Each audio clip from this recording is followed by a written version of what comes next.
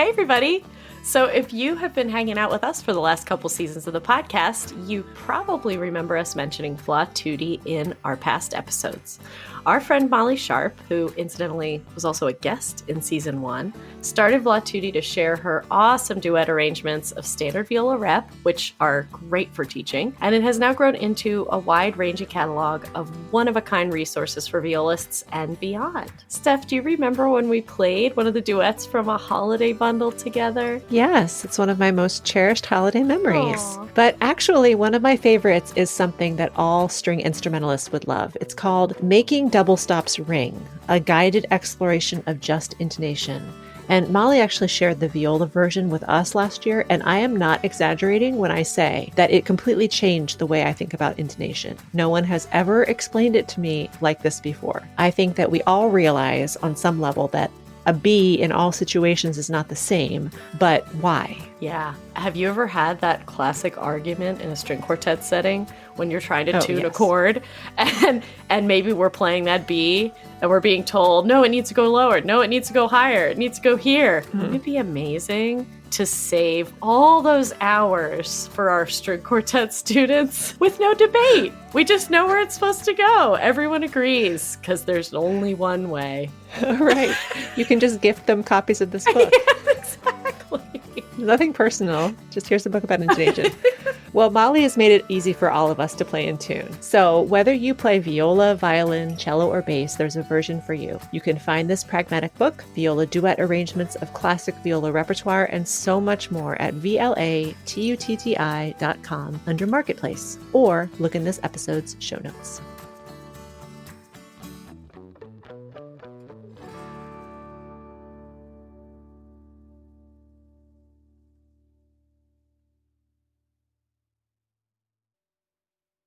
How was your birthday? It was fun. It was a good day. Originally, my husband was going to be out of town, and so he had ordered all these surprises to happen at my house. So I got flowers, and then I woke up on Saturday morning, and I went outside because I was going to go to the gym, and there was this giant yard sign, which we'll post to our Instagram. You can see what it is. Giant yard sign that says, "Happy birthday, Stephanie," which I thought were kind of reserved for, children. No way. We're never too old. I was like, okay, now not only does everyone know it's my birthday, but now they know my full name and when my birthday is. So I got over the embarrassment of that. I was like, this is a celebration. I made it through one more year. That's right. Yes. It's my gosh darn birthday. That's right. Welcome to the Musician-Centric Podcast. We are two freelance violists living and laughing our way through conversations that explore what it means to be a professional musician in today's world. I'm Steph. And I'm Liz. And we're so glad you've joined us. Let's dive in. My daughter's got in a youth orchestra out here, and so I went to her concert. And that was on your birthday too? That was on my birthday. Oh, was that a nice birthday present too? Yeah, I mean, it was a youth orchestra concert. It was but your daughter playing. Fine, but she played, and she happens to be principal of her section. So that's exciting. That is exciting. I mean, somehow I'm not surprised. But well, it's funny when you have kids, and I'm sure everyone who has children out there will also have this opinion, but when you have kids, it becomes very stark what your priorities are and what your kids' priorities are do not necessarily match up. Yeah. It's just a realization that you have to come to that my child, even though they came like literally from me, they are not me. They are their own distinct human being. And that seems obvious to say, but you think of your childhood and what you wanted in your childhood, and that's not necessarily what your kid's going to want. Right. Right. Or your students, for people who are teachers. I had this conversation with several people, like we who made a career out of music are like the 5% of people who took private lessons. So your teacher, your expectation for yourself as a student and the way that you came prepared to lessons was probably not the way the majority of people came to lessons, right? Yeah, or the internal motivation is different, for sure. Yes. Right. Yes. Yes. I can't say I was ever prepared for lessons, but But my goal was to just keep playing music all the time. But that's not every kid's endeavor. That's 100% true. And honestly, teaching becomes so much more freeing when you just recognize that each one of them has their own goals, right? Like if you have a kid who's just like, I just want to do well in my school orchestra, then you could say, okay, then I'll coach you to do that. That's your goal. That's what you want to do. And learning this music is going to help you become a more well-rounded human being. And that is at the core of teaching. Like, it's not about making the best musicians. It's about making the best humans. And that's what music does. So I love that. But I'm curious to know, I wanted to ask if it's okay. So your daughter is principal of the orchestra. So she obviously plays well, and she obviously does a good enough job playing to be chosen to be principal of the orchestra. How is it that you notice your goals are different, or like her approach to it is different from your own experience, like personal experience? I think just that, well, we've outright had a conversation about it. Did you? Yeah. Yes. I'm curious. She has no motivation to practice or like for auditions or seating auditions. This last round, this is the first orchestra that she's actually had to do seating auditions. So you audition to get in, and then there's seating auditions to determine who becomes, where you sit in the section. Right. It was not a priority for her at all to practice for the seating audition, and submit a quality video. It was very last minute, and it made me so anxious. Right. But this is a going theme with me and my kids around schoolwork. I know it's something that is very triggering for me because I was always, you had to have your homework done. I put that pressure on myself. I couldn't, the worst feeling to me was showing up at my lesson or at school without my homework done or without me having practiced. Sure. Yeah. So that's just a very triggering thing for me. But anyway, she doesn't have the same motivation to do that. She did it very last minute, and it was fine. Obviously, it was fine. But I really have to talk myself through those differences. She is not you. Yeah. It's okay. It's really not, doesn't matter. That dynamic is so fascinating because it really, I know we had this funny conversation together when we were out to dinner with a friend not that long ago about like the parent-kid dynamic and letting certain things happen, or if you're really neat versus the kid is really messy, or vice versa, whatever it is. And it's interesting too, because I'm curious to see if at some point the lesson is learned for them through experience, like in this case, she didn't suffer any negative consequences from putting things off. So, and that was true for me for a long time. And then ultimately, the struggle comes when there's something you really, really, really want, and you haven't put yourself in a position to be able to be prepared and be ready and do everything you can to have that thing, and then you don't get it. And so that'll be an interesting moment for you as a parent too, I imagine. Anyway, it's cool. I'm glad you got to go to her concert on your birthday. Yeah, it was fine. And you made a cake that looked incredible. Yes, because I can't not make my own cake. I can't leave it to chance that someone will, buy me a cake and I'll be like, oh, I could have made a much better cake. Right. And I enjoy the process, so it's not a hardship for me to make my own cake. Does it feel a little like a gift for you to make the time to like do it? Yeah, I just really enjoy the process. I love it. So relaxing otherwise. I was just going to say this whole conversation about doing what you feel your strengths are and guiding your kids into doing, and your students into pursuing their strengths. I had a conversation with a cashier this morning because I was at the grocery store. It's the week before, we're recording this the week before Thanksgiving, and it's Monday. And I refuse to go to the grocery store any more than once on the week of Thanksgiving. Love it. And I won't go past Monday. But anyway, I was talking with this cashier, and he is a student down in Richmond studying ASL. And he said he originally started in mechanical engineering or something because he likes to do things with his hands. And he thought that was going to be what he pursued, but it didn't speak to him. And so he switched, and because he wants to help people. Yeah. And, interact with people and connect with people. And so I just found that I thought it was a great time to realize that, Yeah. Yeah. But it made me think about our Joy Loves Company group that we're going to be starting very, very soon. Yes. And the book that we're using is that Creative Success Now, which is all about finding the best use of your skills and artistry. Yeah. Yeah. And so, first of all, for those of you listening to this in real time or right as we're releasing the episode, we had our first meeting with the group, but it's not too late to come together and join with us. All you have to do is sign up on our Patreon at the $5 a month level, order the book, and you can jump in. We're very laid back about the structure of our group.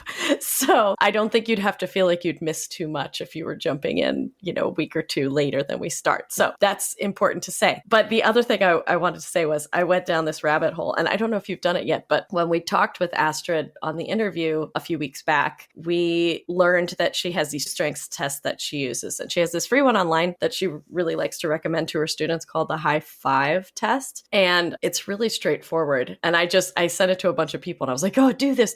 And it was fascinating to me that of all of the people like sort of in my inner collaborative circle that have shared their results with me so far, each one of us has a couple of things in common. And then there's things that are different. And so it was really cool because it was like, oh, okay, this is actually really useful information because that then, we all connect in this sort of way. Like Philomath was one of the things that came up for everyone so far that I have asked to take it and has taken it. And Philomath is the concept of lifelong learning. Like it's just this person who always is seeking to learn. Mm-hmm. It makes sense that I would be connected with a lot of people that have that as a strength. I would guess most of the people, like I'm sure that's going to come up for you too, Mm-hmm. So it was really interesting to see the connection. But then it was also, oh, okay, there's these other little facets of this person's personality. And when we get into a conversation about a certain type of thing, this is why that dynamic happens the way it does, because they're seeing it from this perspective and I'm seeing it from this perspective. And it was actually really cool. So yeah, I'm excited about that. Yeah. So, okay, I'll do mine. I promise I'll do mine.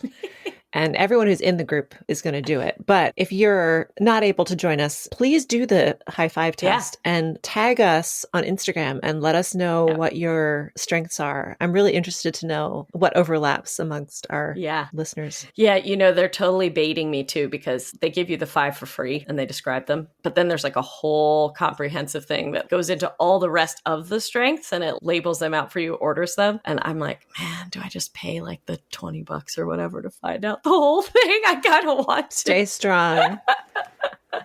Well, you only need like the top 5. Well, I'd love to know the other ones for how much, teamwork is just like a massive part of my work life, right? And I just would love to know the other ones so I can be like, okay, I think this person probably leans in this direction. And that would be a good skill to have like on a team. So it's interesting. Yeah, I'm super interested. So that'll be I think it's such a magical idea to find like the Goldilocks career for yourself. Right. the thing that's just so perfect. And it may not be playing in an orchestra, or it may not be teaching 100% of the time, but I think everybody just wants to feel seen and gotten. And I think that's why personality tests are so popular, or these types of tests. Ooh, tell me more about me. I want to know. Get me. Yeah, it's good. The more we understand ourselves, the more we understand how we show up in the world, the better we show up in the world. So it's hard to find a good segue for the conversation that we had with this incredible, incredible guest that we're featuring on this episode. Jerod Tate, who is just a phenomenal human being. He's a composer, he's a musician. Where do you even begin with this conversation? Well, it sounds like his has been a journey of self-discovery as well. Yes. Really coming to respect and embrace his Chickasaw roots. Yeah. He talks about that, which is really interesting. I mean, I gather that anyone who's from different ethnicities may feel conflicted at times. Like, who am I really? What am I really? And his journey has been really beautiful, and it being a very big part of his identity and path. Yeah. And also this hybrid, because he spoke about his family's background, that he has this also deep-seated root in classical music. And so this like identity of his to represent his culture in the classical world. And that was a really interesting facet of the conversation too, was that idea that representation includes using other forms and other avenues to get your message out. He talked about filmmaking, and he talked about all these other ways that are not traditional for their heritage and, didn't come from their heritage, but they are able to use them to speak their stories. And that was really fascinating too. I hadn't thought about it from that perspective before. Mm-hmm. But yeah, talk about somebody who used their strengths and molded their career to match them. Yeah.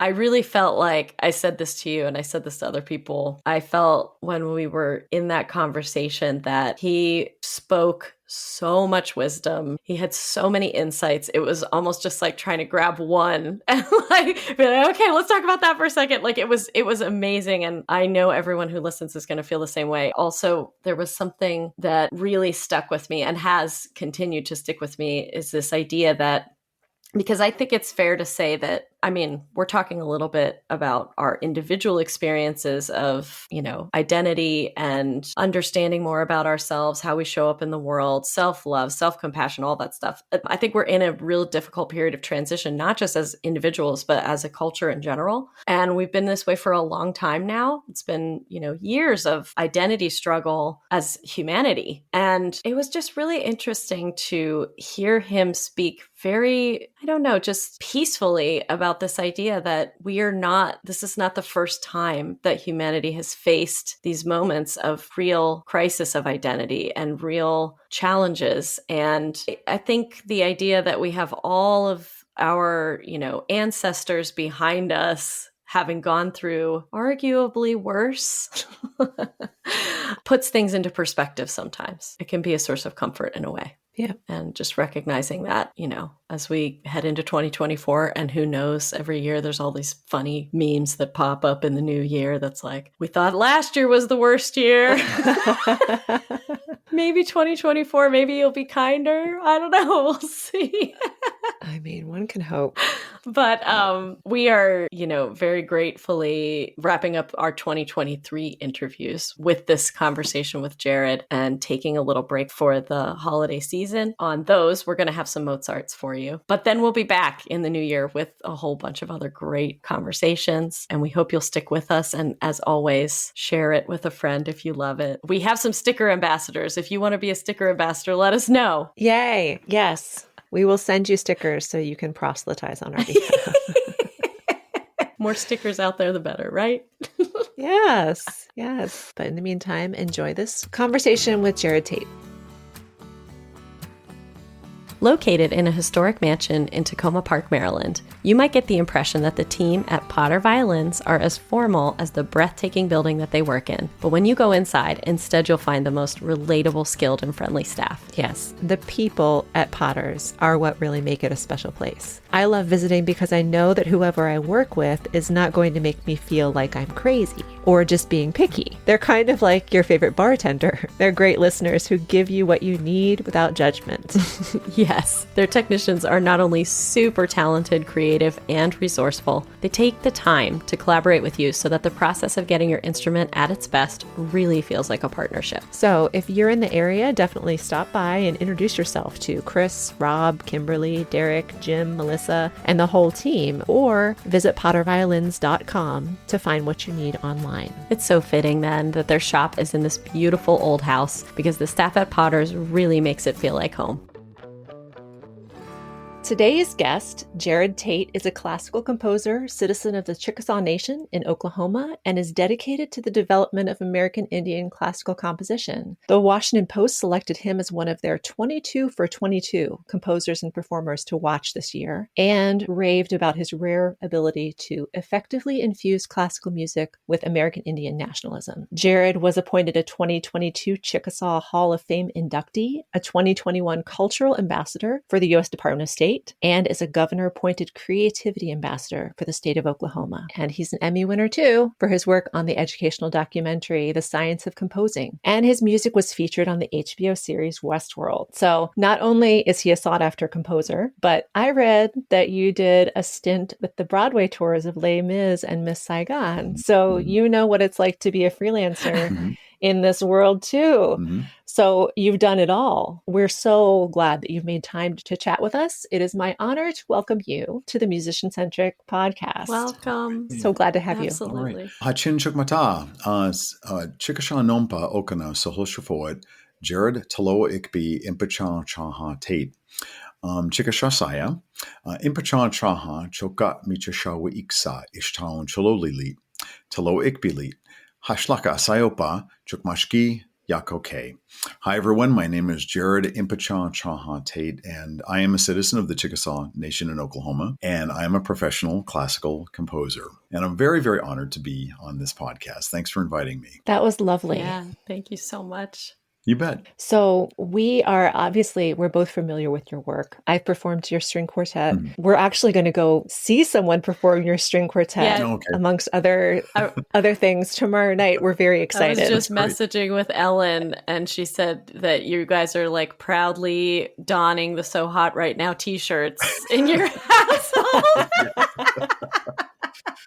I'll tell you, I love their enthusiasm. I mean, of course, it is definitely good for my ego to have something like that. My parents bought shirts, which is really cool. I know. And so cute. But, I'll tell you, that is a really good example of what I think of as very, very robust and energetic entrepreneurship. Absolutely. And I'm very proud of them for that, because I think it's a good example. I think it's a really good role model for the kinds of ways that we should feel comfortable with promoting ourselves and what we do, because they believe in what they're doing. Yes. They're very, very excited and very thrilled and happy, and they have lots of joy in all of their projects. And I think that's really, really great that they're showing that enthusiasm and not being shy about it whatsoever. Yes. So, there's, we have a history of kind of getting down on ourselves for self-promotion, or for some reason, there's a negative stigma on selling yourself. And I don't understand. I've never understood that, really, because prosperity is a good thing for all human beings. We should want prosperity for ourselves, and we should wish prosperity for other people around us. And so we need to be in the game. There's nothing wrong with that. And so I really, really appreciate their healthy enthusiasm and their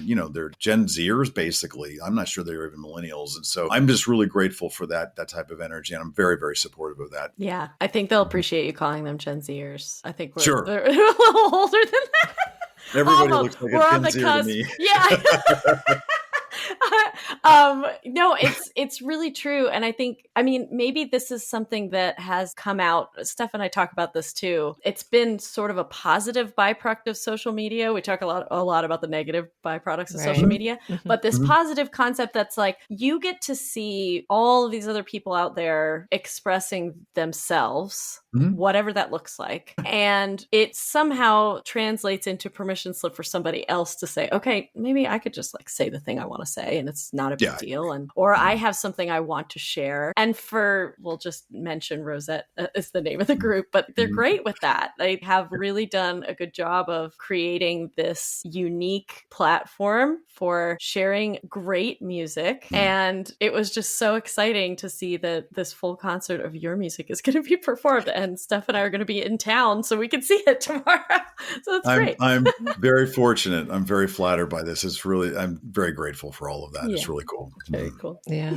Well, so we're really curious about you personally. So we're both classically trained musicians, and, we went through the traditional pathways. We're curious how you came into classical music. What inspired you to take this path and then eventually become a composer? Oh, absolutely. Well, of course, I have my life story, and my story begins with my parents, naturally. And so my father, Charles, is Chickasaw Indian from Oklahoma, and Dad was born and raised in Ardmore, which is right in the heart of the Chickasaw Nation in South Central Oklahoma here. And my father graduated University of Oklahoma Law School with his Juris Doctor and became a tribal attorney and judge, special district judge. And one thing that's really important about my dad is that he is author to our current Chickasaw Constitution. And for those of you who may not be familiar with Indian country law, all 537 tribes in the United States has our own constitutions that run in tandem with the United States Constitution. So we are all citizens of our tribes. So I'm a citizen of the Chickasaw Nation, and I'm also a citizen of the United States of America. And this is a very, very unique place in the world that has this. And so I say all that because my father is author to our current Constitution that was ratified in 1983. We've had constitutions since 1865, and they've gone through different iterations. But also, with my dad's background, I grew up with a very, very robust and colorful knowledge of American Indian history, politics, and law. And so I've known people from all kinds of different tribes since a very young age and been exposed to all kinds of tribal cultures and governments for a very long time. And I'm very grateful for that. But my dad is also a phenomenally trained classical pianist and baritone. Wow. And he's where I get my voice. And I'm very I was going to grateful for say, that. there's a baritone in there. And, so my dad's 83. And so we're very, very close. In fact, we just both performed my sister's entire wedding, and he cantors and he sings weddings all the time still. And so my father and I speak Indian law and opera in the same sentence all of the time. It's really, really fortunate to have my dad as my buddy like that. And great story. My dad also played accordion as a teenager, and he would gig restaurants singing Italian, playing accordion. And so it was, you see this Chickasaw kid doing all that in Ardmore, Oklahoma. That is amazing. Only in America can you find something like that. Underrated. Yeah, only in America. Yes. That's it. Oh my gosh. Pretty cool. I'm sure you watched a lot of accordion, but yes. I'm always impressed with an accordion. Yeah. He played that for me when I was a kid. So I grew up with Dad playing and singing classical repertoire in the house as well. And so my mother, Patricia, was from Nebraska, and Mom was Manx Irish. So I am Manx and Chickasaw. And my mother was a professional choreographer and dancer. And she also graduated OU School of Music and studied with Yvonne Shoto and Mikhail Terekov. And so my parents met in the theater. And so I grew up as a total theater brat. I was saturated very specifically in American theater and dance. And so a lot of my early artistic heroes were female choreographers like Isadora Duncan and Martha Graham, Ruth St. Dennis and Ted Shawn and Agnes DeMille. And then later on, just all the moderns like Merce Cunningham and Alvin Ailey, Jerome Robbins, Bob Fosse, those kinds of folks were, in my younger years. And so with all of the dance exposure that I have, I grew up with a lot of modern music, a lot of American modern music, but also my mom choreographed a lot of major ballets. And so I grew up with some of the finest orchestrations ever composed by Stravinsky and Prokofiev and Tchaikovsky and Ravel and Debussy and, just stuff like that. I was doing all that when I was a kid. And so I was just completely exposed to those amazing orchestrations. Yeah. So my dad started me on the piano. And then when I started piano lessons at about 8.5, about 3 months in, I had announced to my family that I was to be a concert pianist. I was in like Flynn, no problems. And so that's how I grew up, was studying piano. And I went to Northwestern as a piano performance major and then the Cleveland Institute of Music. And during my senior year at Northwestern, my mom was going to be doing a new ballet. She taught at the University of Wyoming for 25 years. And she had just done a ballet called The Lynching of Cattle Kate about Ella Watson, who was the first and only woman hanged in Wyoming for cattle rustling. And so she did something that was very historically relevant to the area. And then she wanted to do another ballet based on American Indian stories from the Northern Plains and Rockies. And she created this entire architecture and consulted with a lot of her native colleagues in the state of Wyoming about stories that she could use, that kind of thing. And so then she came to me and said, well, you're my Chickasaw pianist kid. You can compose the score. And I said, had you ever thought about composing before that? No. I said no. I told her absolutely not. That was absolutely ridiculous. And I couldn't get it out of my head. I started composing it kind of in secret. And I came to her with some music and she liked it. And we went ahead and moved forward with the gig. But no, I had not thought of composing before. And it was really, first of all, I grew up in ballet. So I had an enormous amount of artistic pressure on my shoulders. But also, I knew all of our great American Indian visual artists and composers and choreographers and authors. And so I'm looking at all this canon from Indian country and from classical country. And I'm just like, what? So that was pretty overwhelming, but in a really beautiful and innocent way, my mother was asking me to be all of who I am at the same time. And I just started doing this. And as I was talking to lots of colleagues, everybody from Indian country and from the classical field were saying, you got to do this. So I did. So we premiered the ballet entitled Winter Moons, which is actually on Spotify. You can hear the I've listened. listened. I saw it. Oh, okay.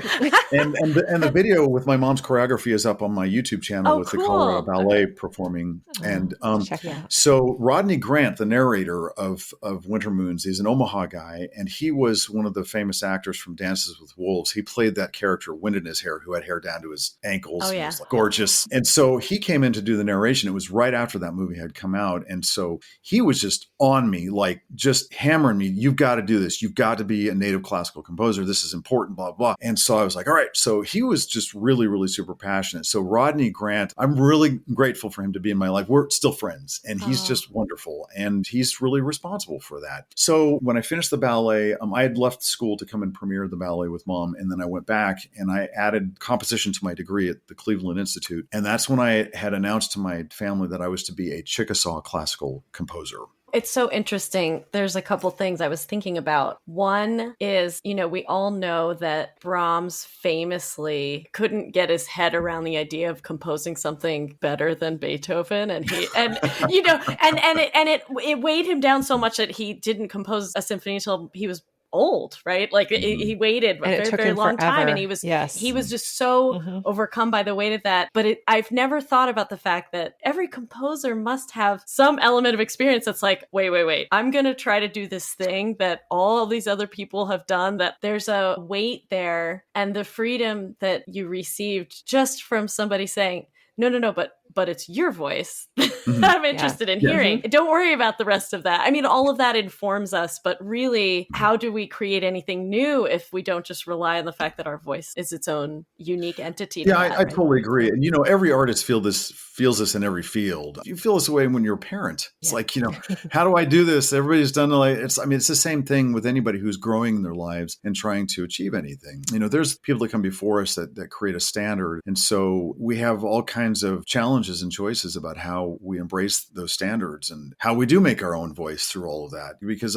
living in of itself is coming from a tradition of life. And so, here it is. We're born in all this. So yeah, I completely agree. I was feeling all of that at the same time. And at the same time, I also felt very passionate about it. I felt driven. I really did. I really felt very compelled and attracted to the idea. And my personal struggles also were, I was talking to my aunt, my dad's sister, Anne, and I said to Anne, I'm struggling because I just don't know how relevant what I do is going to be to Indian country, And she said, oh, honey, she said, Jerod, there's many ways to be Indian as there are Indians. And I thought, which was very overwhelming and very validating. And I've thought about that in all kinds of ways. And, and when I teach a lot of kids, and I teach both natives and non-natives composition. And I'm really, really clear with them about it. I don't have any stylistic restrictions or any particular expectations. Like, you're going to compose like me with this particular technique or whatever. I'm like, no, I am your living encyclopedia. I am your life coach, here to answer all the questions that you need to solve anything technical, but it's up to you what you want to do. What my job is to help you be the best artist that you can be with whatever voice that you have, because there are 8 billion people on this planet, which means there are 8 billion different ways to be a person. Yes. And I'm really grateful that my aunt had told me that in my microcosmos of Native America. And so it's the same thing with all people. So I'm just really grateful for that. Yeah. It's really it felt probably very liberating to be given that permission. Yep.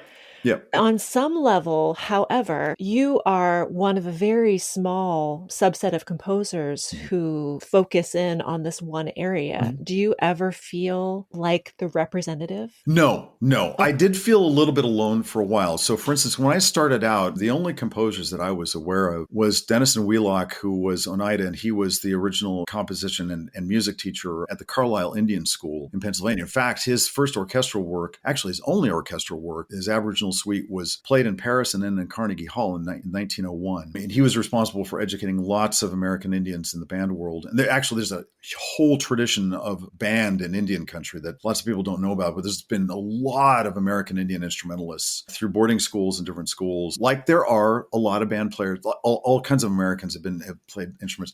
So I'm sorry, that's a total big tangent. But then also Lewis Ballard is another composer who was alive at the same time. And he was Quapaw Cherokee from Oklahoma. And my parents knew him. They were actually at the premiere of his ballet, The Four Moons, that had 4 of the 5 American Indian ballerinas from Oklahoma in that. And so my parents were at that premiere a year before I was born with Lewis. And Lewis and I were friends, but that's all I had at the time. But since then, there's actually quite quite a few American Indian composers and classical instrumentalists populating, which is really, really wonderful. And so I have a lot of friends now in Indian country that are composing and playing classical music. And I knew that that was going to happen over time. But when I started out, it wasn't the case. And so I felt isolated. That's why I was like wondering, like, is what I'm doing going to be relevant? Yeah. And it clearly is, which I'm really happy about. But, look, if you make any kind of comparison, there's American Indians involved in every single genre of fine art. And one great example is Sterling Harjo doing Reservation Dogs. I'm really proud that Sterling is a friend of mine. And his work is really important because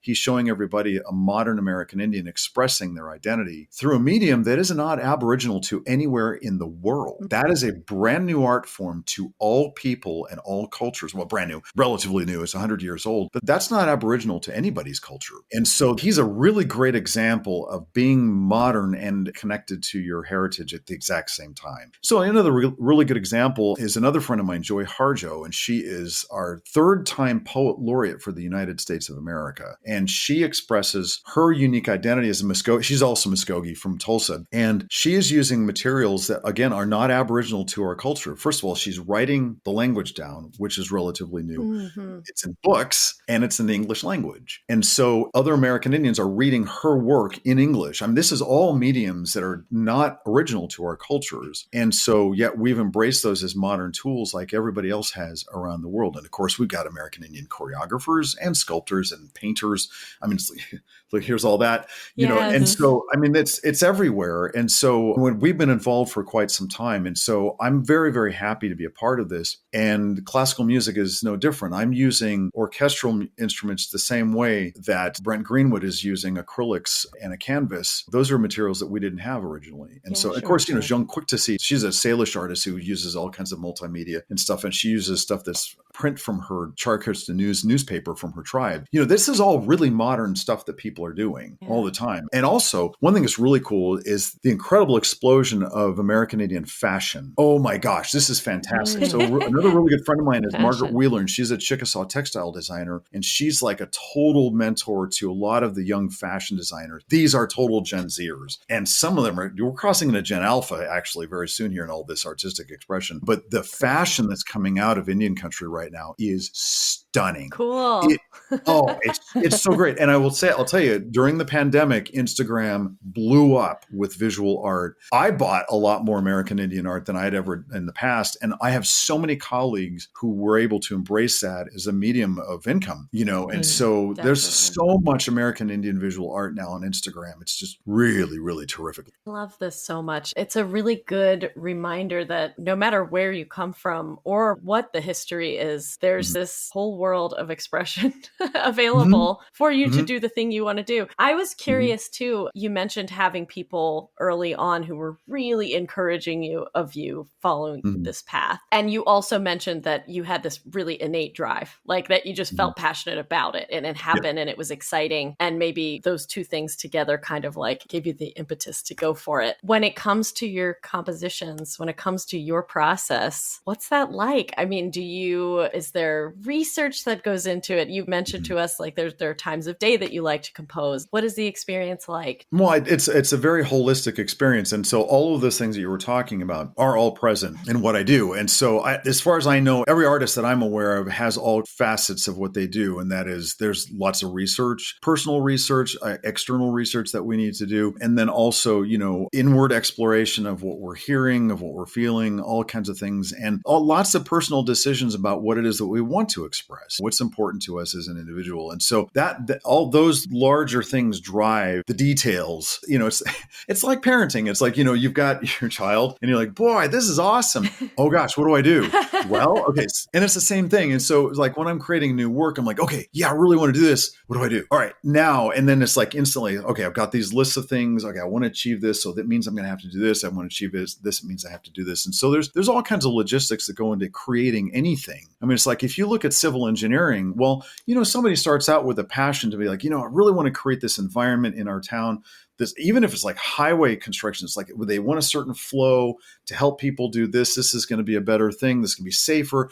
What are all the logistics? How do we plan all this stuff? What are they capable of doing? How do I incorporate this? That's called human creativity all the way around. And it doesn't matter what field you're in. You could be running a daycare center. You can have the exact same issues about what your vision and passion is and how am I going to implement all that. Yeah, that's good. And of course, at the end of the day, we're all working with each other. I mean, this is not an isolated event. I spend a lot of time thinking because I have to focus, but I work with like hundreds of people every single year. And so this is all about relationships that I have with other artists. But every time I'm sitting at the composition table, I'm writing, there's people in the room with me because I'm writing for them. I'm imagining, what is this going to feel like with a flutist? How are they going to, how's this going to physiologically be with their, when they're performing it? I'm in a relationship with people constantly while I'm doing stuff. So there's always this larger vision. There's always also the details. And then when you're actually creating, I'm flexing back and forth. It's fluid. I'm going back and forth between details, larger vision, somewhere in between this over here, this over there, and eventually comes into focus to a final piece because there's deadlines. It's got to be done. So your whole discussion about your creative process got me thinking. I've been reading this book called The Creative Act by Rick Rubin, and he talks about the different phases of creating something. Mm-hmm. So at first you have like the imagining part of the process, and then you have like kind of the doing part of the process, and that's the part that's dependent on deadlines and, those not so fun things. Mm-hmm. But when you're in that imagining phase, I'm just curious what you do to spark those ideas. Like, what do you do to get your creative juices flowing? Where do you tend to find inspiration or go for inspiration when you need that quiet space away from the piano? You're talking to a dad, so there's no time or space. Hey, I'm a mom. I say that with great, I'm so blessed. Honestly, I do take walks from time to time. I don't have a lot of time luxury. So I I live kind of in that spiritual world and the real world simultaneously. It's really just kind of all of the time. Teach us how. Well, I'll be honest with you. A lot of my inspiration comes from my conversations with people. So that's not downtime. It's like excited, like right, what you and I, what we're doing right now. Yes. Mm-hmm. So this is just kind of happening constantly. And whenever I get a phone call from somebody who wants to do a commission, I will immediately ask them, okay, so where are you? Where are you from? This kind of thing. And immediately just ideas start to flow. And that's why I have to take notes and I have to, you have to shelve it for a little while and come back. But to be honest, I'm just kind of constantly in that mode. It's like all the time. So like I'm always in touch with God. I'm always in touch with my creativity. I'm always in touch with my son, and I'm always in touch with my family and friends and nature and living. And so it just kind of is that way. And a lot of that is kind of practical too, because again, there's not much time in the day. So I just need to keep all those gates open. And yes, this is the problem, is that when ideas come in the car, that's frustrating because you can't write it down. The phone That's has what voice memos are for. Yeah, it's like I say, I'll take notes or whatever. But a lot of times I've got my son with me and I'm talking to him as well. And so I'm just like, grab it, hold it, Jerod. And so I'm desperately trying to hang on to ideas because they always come at the worst times. Yeah. It always happens. Yeah. It's just the way it is. All just has to be kind of simultaneous. I think it's so great because most people will resonate with that concept that it's like, even just in my own experience, I have had phases of my life where I have a lot more time to be silent with myself, to meditate, to spend time journaling, to do all these things. In the last, I don't know how many months, I just haven't had that space. I haven't had that space. But I realized, like, I spent over 1,000 miles in the car last week, and every drive, I know it was insane. I'm never doing it again. Do not recommend. Don't try this at home. Not for gigs, listeners. Not for work. I mean, on a road trip across the country, it's great. But no, for work, I don't recommend it. Yeah. It's the worst. However, that being said, I swear, especially the drive at night, like to my destination to go to bed, the stuff that was coming into my head or just entering my being was it could only be coming from a place of openness and awareness and connection to whatever we consider to be our source. And I was so grateful for it because I was like, oh man, even when I don't have like 45 minutes to just sit in silence every morning, right, this will still come. Like that I'm still the vehicle for whatever that thing is that can enter if I'm open, That's if I'm a open. really good point, because I mean, it's still us, Yes. right? So I'm not going anywhere here. So I think a lot of times there's fear in that because, I don't have time. I'm going to lose all my ability. That's not going to go away. You're still who you are, and it's the same brain. And I remind myself of that a lot. It's like when I think about my age or whatever, it's like it's the same brain that I had when I was 20. I'm the same person. I've learned a lot, but I've still, that kind of thing. It's like, oh God, I'm the same person. Why wouldn't I? So I think a lot of us have the same fears about that. And honestly, it's really nice to have a group like this and talk about how we all have like the same issues, and when we hear other people's different versions of the same things, it's really helpful to us. Yes. Even if it's not the exact same story, it's the same energy, and you just feel in communion with people who are managing the same issues, and knowing that if they can do it under their circumstances, I can definitely figure it out under mine. It's really nice to be able to talk about those human, and especially as adults, issues, that we have. We all have them. So I really like to talk about this. Okay. So, there's this issue of like when we meet aliens. And so when we do meet aliens, not if, when we meet aliens. Thank you for saying it that way. So there's all the controversy of like, well, how are we going to really communicate with aliens? What's their chemistry going to be? But how are we going to communicate? And of course, scientists are very adamant about, well, of course we're going to communicate in science and math because it's all universal, and physics and everything like that. So artists have another one's like, well, it's going to be art because art is universal, and that's going to be the universal expression. I'm like, nope, it's going to be parenting. That's going to be the universal language, because when we tell a story to each other and they roll their 6 eyes at the same time we roll our 2 eyes, boom, we've communicated, we've bonded, and it's all going to be about a story about our teenage kids. Oh my gosh, that's hilarious. I have a 14-year-old right now, so you do. You're 14. Okay, you know it. I know it. We're in it, man. It's hard as artists to, allow ourselves that time, especially as parents, to allow ourselves that time to sustain our artistic side of ourselves, because you could give everything to your kid. Yes. You could give all of your time to your kid and your pets. So it's all about kind of each one of us figuring out when we're our most productive, our most artistic, most connected to our muse, and trying to work around that time. Agreed. And it changes. It can change weekly. Yes, it really I was just we try to find architecture that we can set for as long as humanly possible. Yes. And that becomes increasingly more difficult. But, so I remember in college, I was the late night composer. I would start at 9 o'clock at night and go to midnight. And I would go to coffee shops and do a lot of this work externally. And then I would go to pianos, and I kind of split it. I had my system in college. I remember very fondly of, because I remember the focused time that I had, but it didn't last that long because life's changed. I act as if it had happened for decades or something.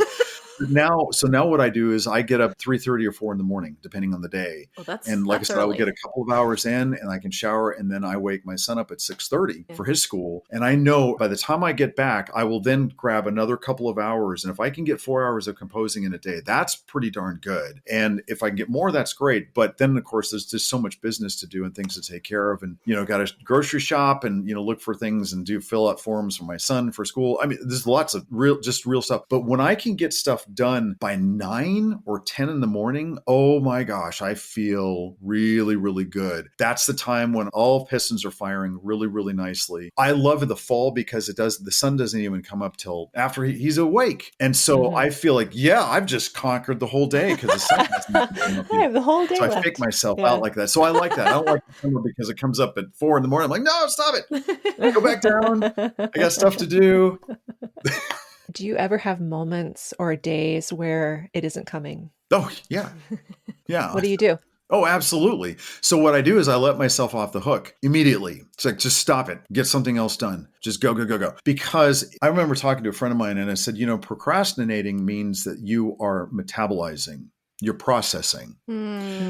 If you're not procrastinating, if you never get the gears going, that's one thing. But a lot of times we are really hard on ourselves and we say we're procrastinating, but actually we're processing. And I think if you can be aware of that and allow that to happen, you actually will end up saving more time because you're spending less time beating yourself up, which takes time out of your schedule, actually, to sit there in self-criticism. It actually takes a lot of time out of your schedule. It's really kind of funny. We're all talking about time as we get older like this, but But the thing is that I've just learned to be like, it's not happening. Just stop it, Jerod. You're going to get this.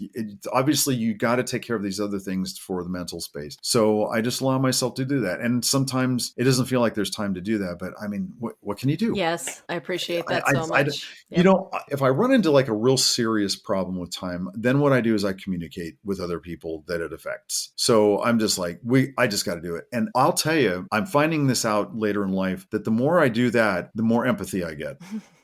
I have so many people that are like, oh, dude, I get it. Hey, that's fine. We'll work this out. Okay. Yeah. What do we need to do? And we usually work it out. I mean, so this year I had a double hernia surgery last fall. And I was thinking, yeah, I'll just get right up and I'll just triple down. And I mean, Jerod. So what happened is I lost 6 months. I lost 4 months of productivity. Right. And so I honestly had to have a sit down with myself. And I said, I'm behind. Mm-hmm. It's that simple. And I'm just not going to be able to do what I was hoping for. And I need to try to rework our schedules. The first time I did that, like it kind of en masse as a professional move that I just had to do because of my circumstance. And everybody was like, right, okay, let's work it out. What are we doing? And I was like, oh my gosh, I can't believe this. And so what a relief, huh? Yeah, that was really beautiful. It was really cool. And of course, honestly, my finances changed because of that, because my financial schedule radically changed. So I had to go, all right, time to tighten the shoestrings, pull up my bootstraps and figure this out. I'm going to be okay. Those are real things that we all deal with. And so, but what I did is I just really practiced a lot of faith, and I was just allowed myself to have the time that I needed to. And I just thought, again, my parents were a lot poorer than I am. And it was a lot worse, honestly, for them and my grandparents, my great-grandparents. I just reminded myself of that. It's going to be okay. I've got friends and family. I can talk about this. I can figure this out. You can always work it out. That was the attitude that I just had to give myself. And so I allowed myself to completely change deadlines and everything like that so then I could regroup. And boy, did that make a huge difference in my life. Now, of course, you still end up really busy, but it's just like, it usually kind of comes back. It's such a great thing to share, though. And I think it's really important because we've talked a little bit about the importance of community and the importance of having people support you, having a village. And so the idea that you can't rely on those people in a time of need. In this case, it's just putting the phone to the ear and saying, hey, I can't do it. I can't. Yeah. Right. And knowing that the response is not, well, too bad, get it done. The response is like, hey, do what you got to do, and how can I help? Like, can I help you?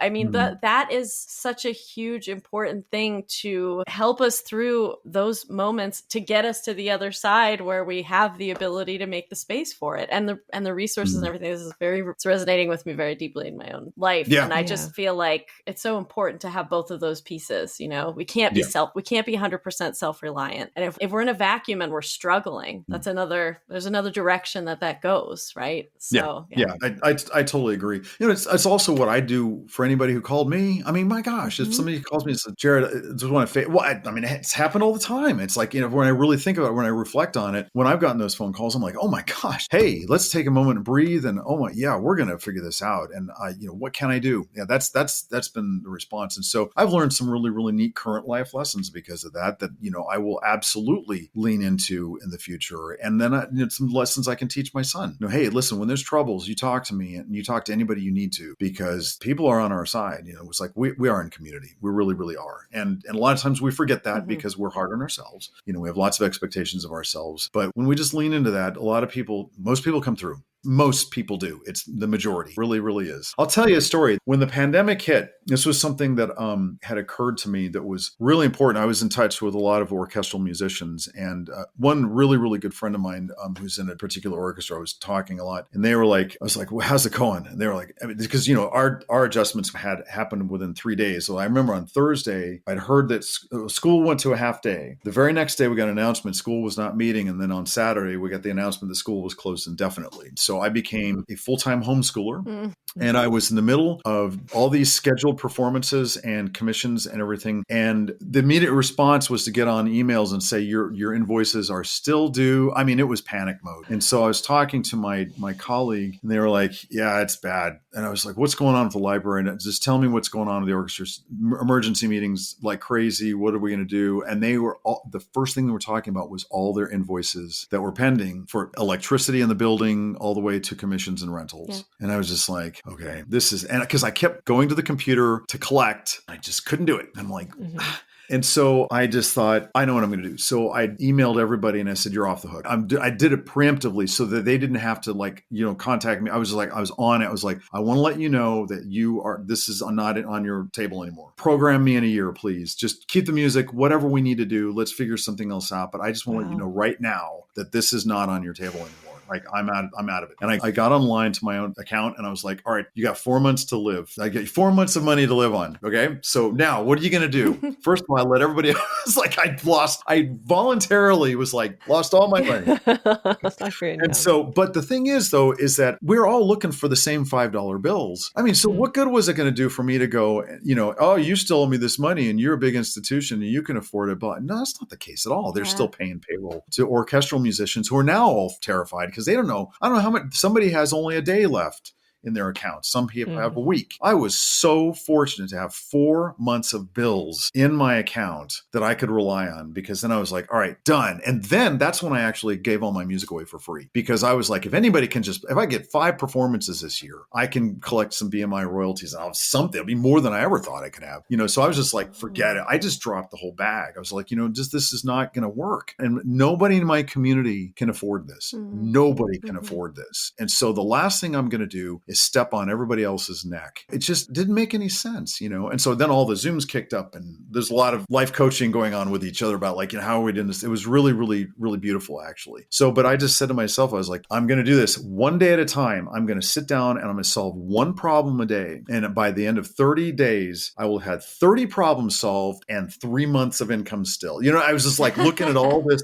but 30 problems solved, right? Yep. So what did that mean? Well, it would mean that I would figure something. Something was going to happen out of this. But I was just like, I'm in gratitude and I'm fortunate and I'm just going to do this. But it was really, really important to make sure that my community knew, hey, we're totally in the same wheelhouse here. This is, we're going to shake hands and we're going to help each other out. It was really, really important. I had so many colleagues who were on board with that thinking and, really doing well. And it was the majority of people that were doing that and helping each other as much as possible. It's really, really beautiful. It's so lovely to hear because we think of ourselves coming from such a scarcity mindset to embrace such a sense of abundance that it's like faith that it will come. We will be able to solve this problem together and that there's enough work out there. It may not be the same work, but if you're able to broaden your horizons a little bit, broaden your sense of what you're willing to, put out there, the energy you're able to put out there, that it will come back. You'll be provided for. This is a beautiful thing is that we're looking in your studio there with the piano and the electricity is on. So somehow you made it past those 4 months, even after making that decision. And that's like a testament, right, to trust. Agreed. And it really begins with gratitude. So when you really pull that, when you work the muscle of gratitude, what happens is you change a mindset of scarcity to abundance. What you do is you go, hey, look what I have. And look, I'm talking to you on this, with this microphone and this Logitech camera and all this kind of stuff. I mean, I'm able to do that. And the fact that I can do that means that I'm going to be okay. Something is going to work out all right. If you could look at everything with a sense of gratitude towards, I've got a beautiful cat, about my beautiful son. He's healthy. He's eating oatmeal and strawberries every morning. We're good with that. These are all things to be grateful for.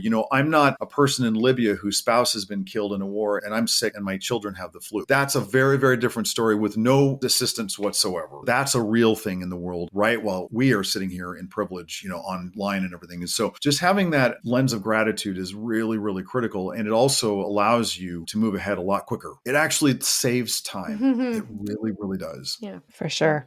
This has been amazing. It's so great.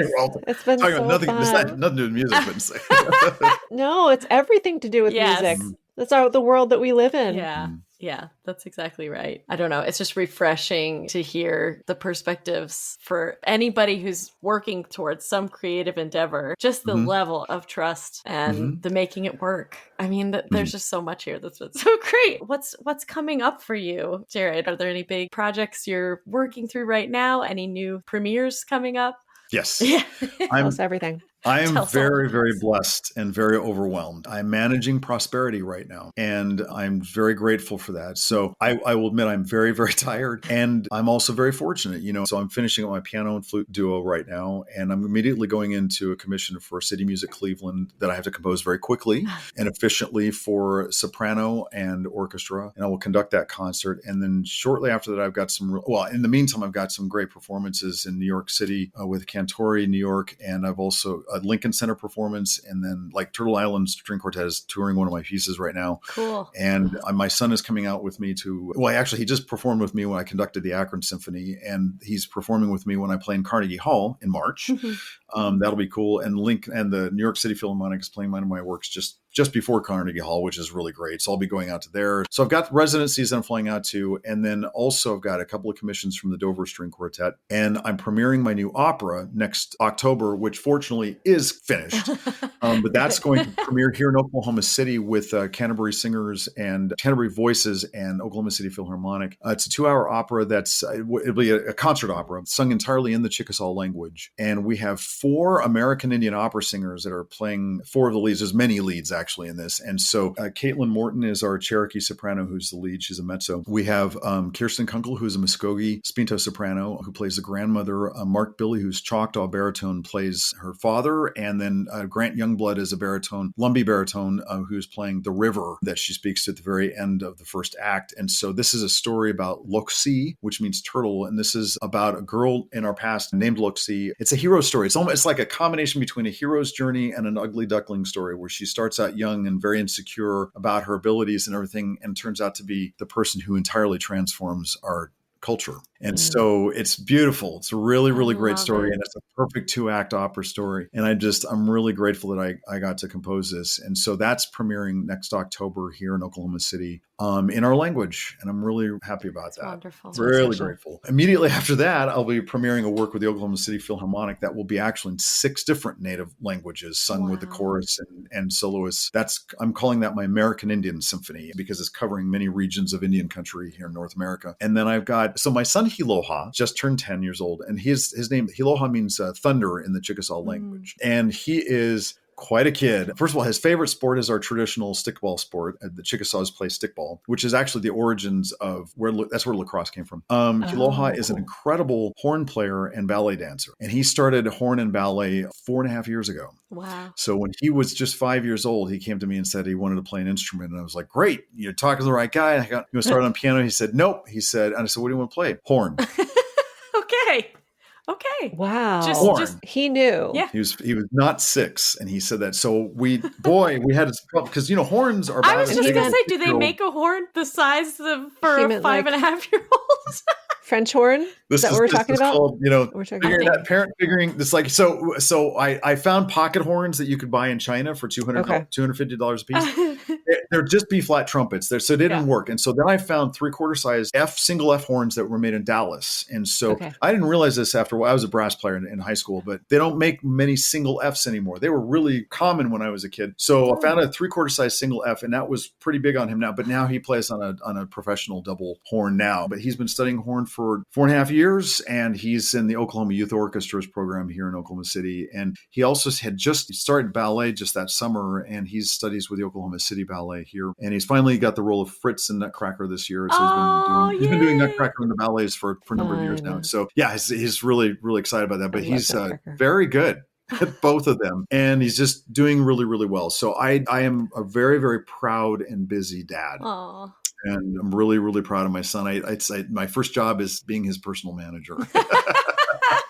He's really busy with all kinds of wonderful, wonderful things. And I'm just really, really grateful that he's got that life. So great. And just good kid. Yeah. He's my guy. Aww. Well, now you get to have the role of the nurturing, supportive patron that you were so lucky to have as a child. I had so many great mentors when I was a kid, and the gifts that my parents gave me are just immeasurable. Yeah, it's good stuff. People did that for me, and their voices are in my mind every single day. the ones that I need. It's right there, right there. My aunt, oh, honey, when she said that to me, it's like, I just want to cry or something. Yes. And I'm just so fortunate that I had people like that. Gosh, I had my dad called me one time in 1991, I think it was. I was in Cleveland. Jerod, I need to talk to you. I'm like, oh boy, what'd I do? And he said, I want to make something really, really clear to you. And I said, yeah. He said, you are a Chickasaw man. Yes.